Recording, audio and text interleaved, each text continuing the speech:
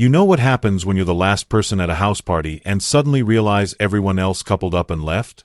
That moment when you're holding a warm beer, looking at empty pizza boxes, understanding that you're alone without anyone saying a word. That's the exact feeling most men live with every day in their relationships. Abandoned while she's still sitting right next to them. Today, I'm giving you the verbal nuclear codes that will flip this dynamic instantly. But here's the thing. These words are so powerful, so devastating, that 97% of you will be too scared to ever use them.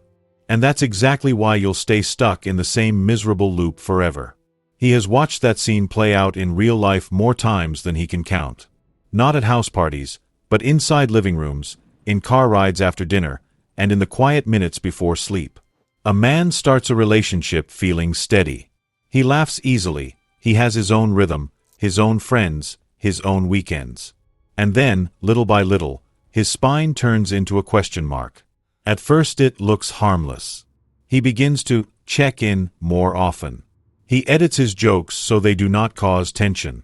He cancels plans because he does not want an argument. And because the relationship still has good days, he tells himself it is normal.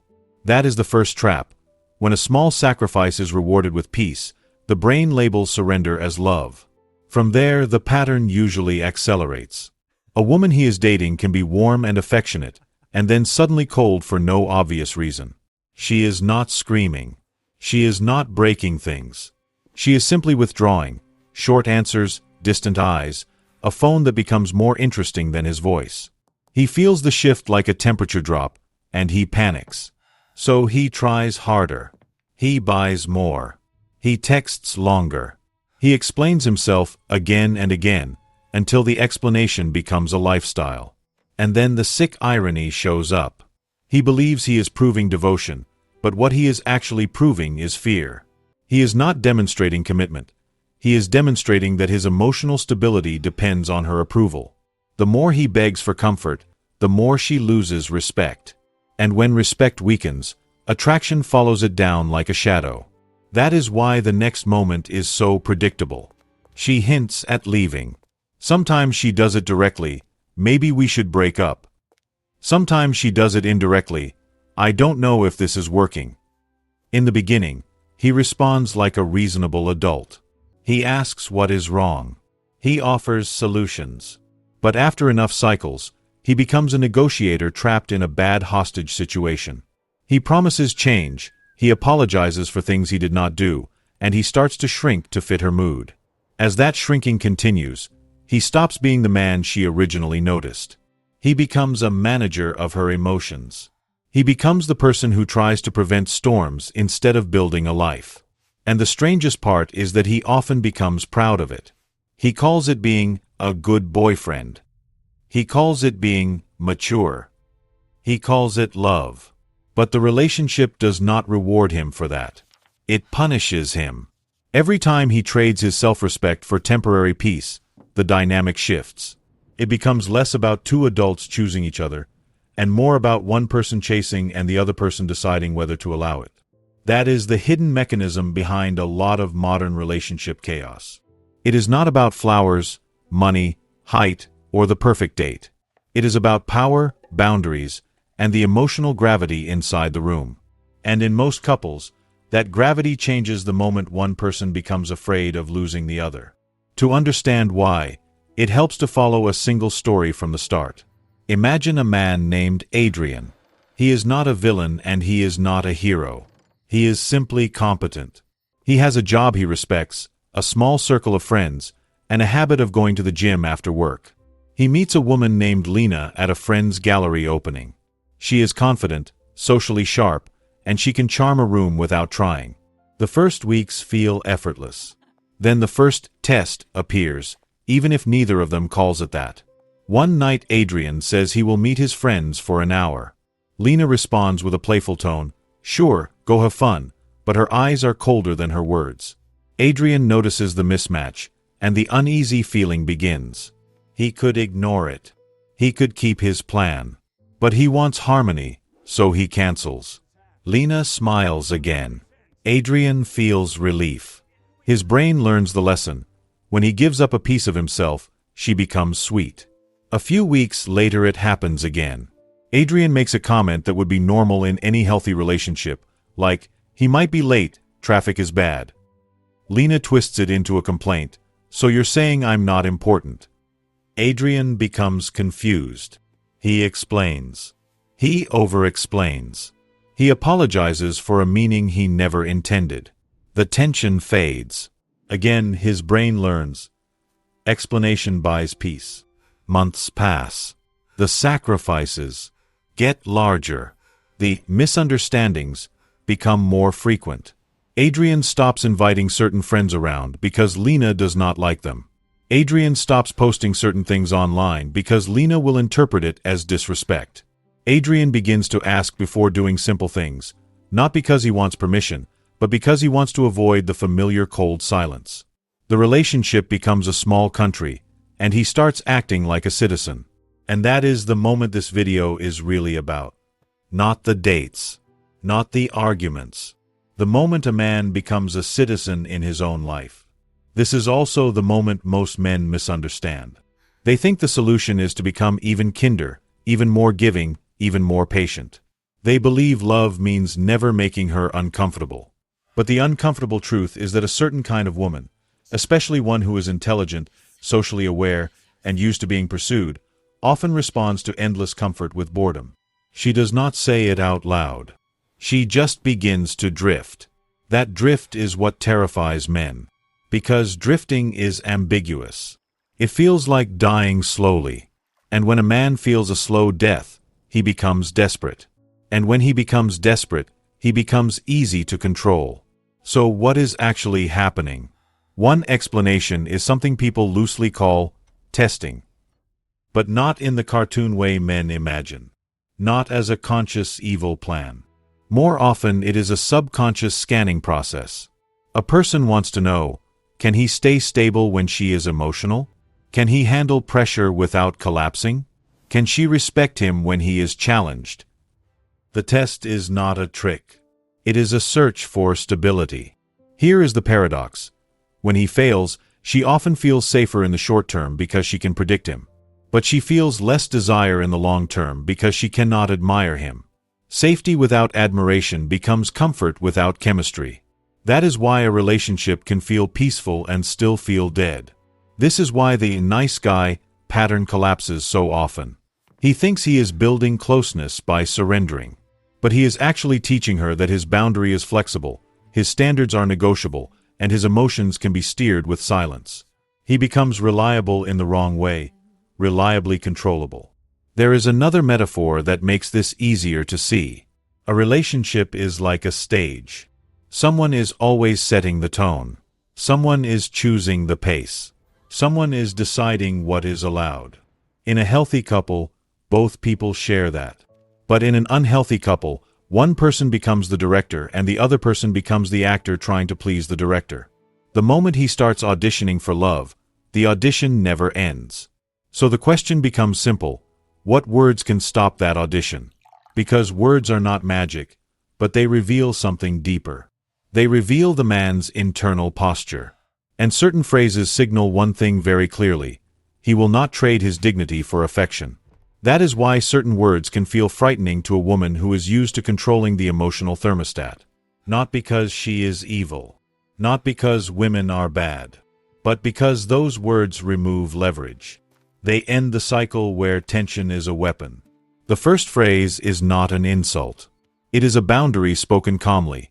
He will talk when there is respect. In real life it sounds like this. He can have the conversation when it stays respectful, and if it turns into threats or insults, he is stepping away. Notice what that does. It does not attack her. It does not beg. It sets a rule, and then it follows the rule. And this is where most men fail.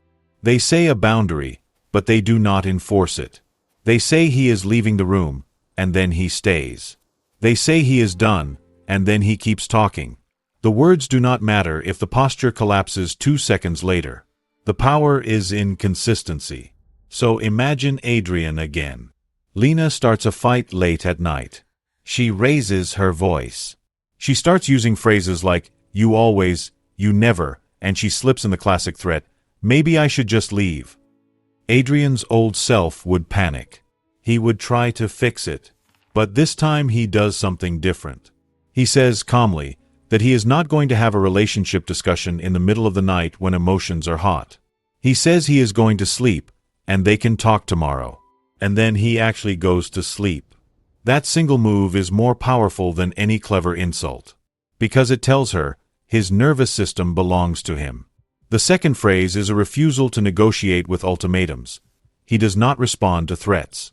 In practice it sounds like this: if she truly wants to leave, he will respect her decision, but he will not bargain against a breakup threat. That sentence is like turning off a machine. It removes the reward for dramatic escalation.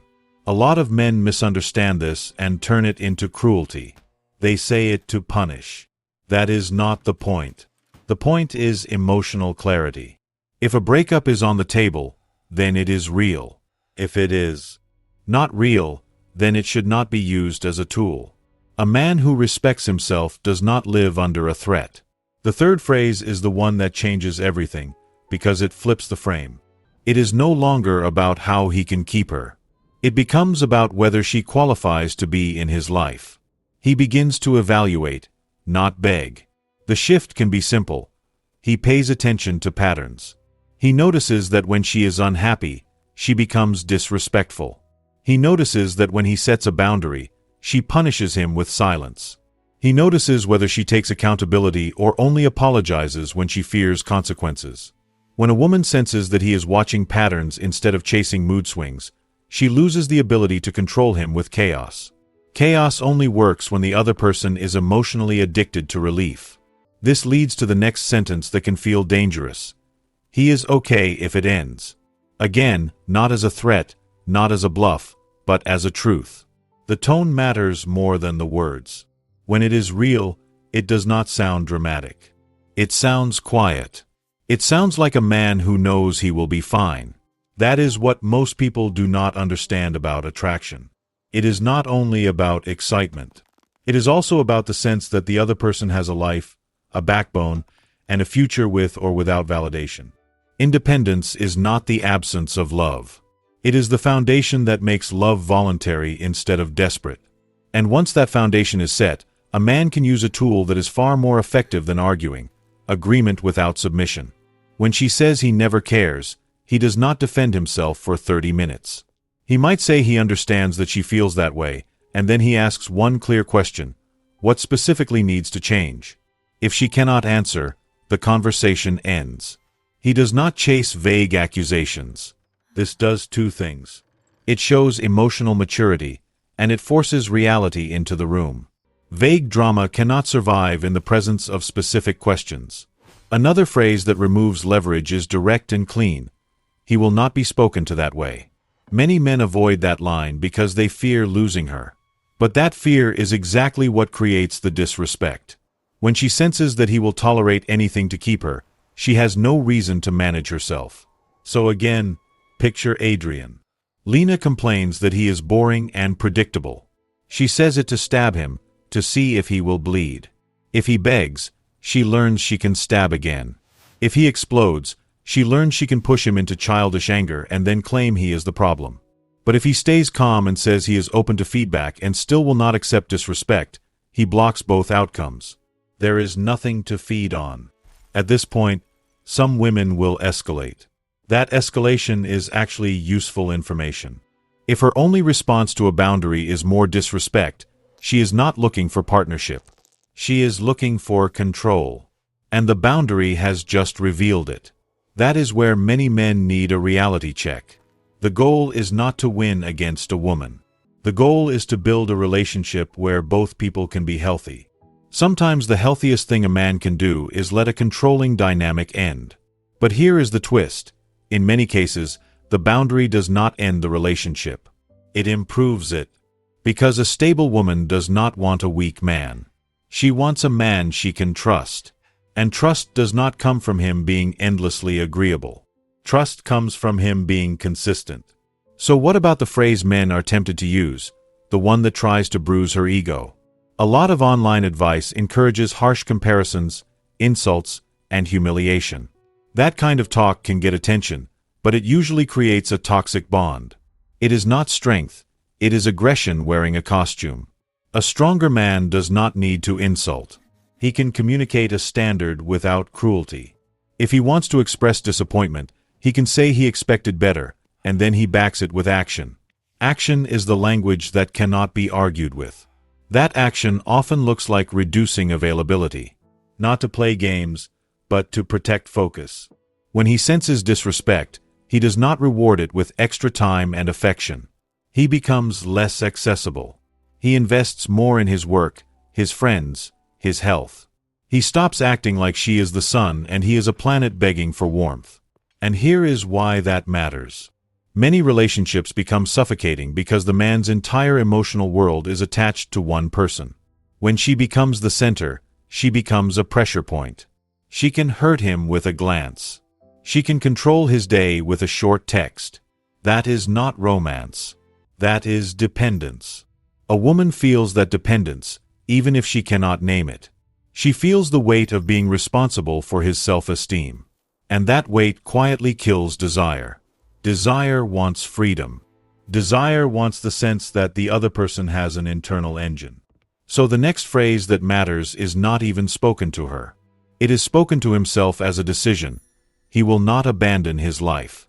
That decision changes everything. It changes his calendar. It changes his posture. It changes the way he walks into a room. Because when he does not abandon his life, he stops negotiating from fear. He can listen to her complaints without collapsing. He can admit mistakes without groveling. He can say no without feeling guilt. And those are the traits that create respect. Now, some people will ask whether this is manipulation. It depends on intent. If he is performing a character to control her, then he is still trapped in the same power game. But if he is rebuilding his self-respect and living like a whole person, then it is simply maturity. Healthy boundaries are not manipulation. They are self-protection. This is why the most dangerous moment in a relationship is not the argument. It is the moment after the argument, when she watches what he does. Words during the fight can be forgotten. But his pattern becomes her reality. If he chases after being disrespected, he teaches her that disrespect works. If he stays calm, sets a rule, and follows it, he teaches her that drama has no reward. That is why the so-called words women fear are not really words. They are signals. They are the signals of a man who cannot be bought with affection and cannot be bullied with tension. To make this change stick, he also has to understand something most people ignore. The nervous system leads the relationship before the mind does. If he is constantly anxious, even perfect words will sound needy. That is why the real work is not memorizing lines. It is building a calm baseline. So he starts with small, concrete habits. He stops replying instantly out of fear. He gives himself time to think. He keeps his routines even when she is unhappy. He sleeps, he trains, he works, and he maintains friendships that existed before the relationship. Each of those is a silent message. He is not a man who disappears into romance. Then he cleans up the way he communicates. He avoids long emotional speeches. He does not send paragraphs at 2 a.m. trying to prove his intentions. He does not argue about feelings as if feelings are court evidence. Instead, he speaks in short, simple sentences. What he will do, what he will not do, and what happens next. The shorter and calmer he becomes, the less fuel there is for drama. At the same time, he stays honest about his own mistakes. Strength is not denial. If he breaks a promise, he owns it. If he hurts her, he apologizes. But he does not apologize for having standards. He does not apologize for saying no. And he never apologizes just to make tension stop. An apology that is used as a tranquilizer turns into resentment later, and resentment always leaks. When he builds that kind of internal leadership, something interesting happens. Even if she is the same woman, the relationship becomes a different environment. The air changes. The pace changes. She can still have emotions, but her emotions no longer control the entire household. That is what a healthy woman actually wants. A man who can hold the frame without becoming cruel.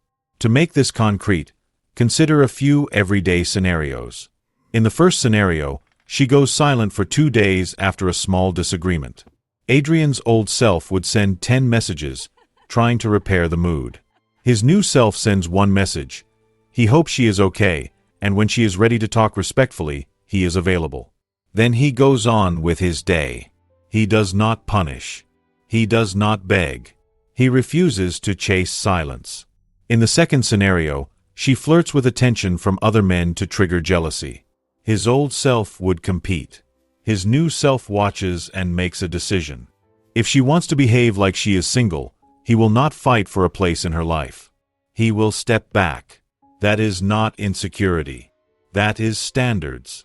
In the third scenario, she criticizes him in front of friends.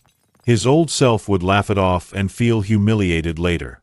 His new self addresses it privately and clearly. He does not accept being disrespected in public. If it happens again, he will remove himself from that situation and rethink the relationship. Then he follows through if needed. In the fourth scenario, she uses intimacy as leverage. She becomes affectionate only when she wants something, and cold when she does not. His old self would become a salesman for affection. His new self sees it as a red flag. He does not punish her. He stops rewarding the pattern. He invests his emotional energy where it is reciprocated. Each scenario is simple, but they all share the same principle. A man's peace is not a bargaining chip. When a woman meets that kind of stability, one of two things happens. A healthy woman relaxes, because she is with a man who can handle pressure. She becomes softer, because she does not need to control. But an unhealthy woman becomes frustrated, because her usual tools stop working. She may escalate, accuse, or try to shame him. That reaction is not a mystery. It is withdrawal from a power source. This is where many men will be tempted to get cruel. They will want to teach her a lesson. They will want revenge for months of disrespect. But revenge keeps him chained to the same dynamic. The higher move is to stay calm and choose the outcome that protects his future. Because the end goal is not to dominate a woman. The end goal is to become the kind of man who cannot be dominated. And that brings the story back to the beginning, to that feeling of being abandoned in the middle of a room. That feeling does not come from a lack of romance. It comes from a lack of self-respect. When a man respects himself, he does not tolerate the slow abandonment. He addresses it. If it changes, he stays. If it does not, he leaves. He does not beg for a seat at the table. He builds his own table. So if Adrian could go back and give himself one rule at the beginning, it would be simple. He would never trade dignity for affection. He would never let silence, drama, or threats train his behavior. He would treat love like a choice between two adults, not like a prize he has to earn through suffering. And if someone asks what words make a controlling dynamic collapse, the answer is not a clever insult. It is the calm sentence that comes from a strong spine. He will not accept disrespect, and he will not abandon himself to keep anyone. Because once those words are real, the loop breaks. And when the loop breaks, the right woman stays, and the wrong woman disappears. That is the line between misery and freedom. And the only question left is whether he is willing to live on the right side of it.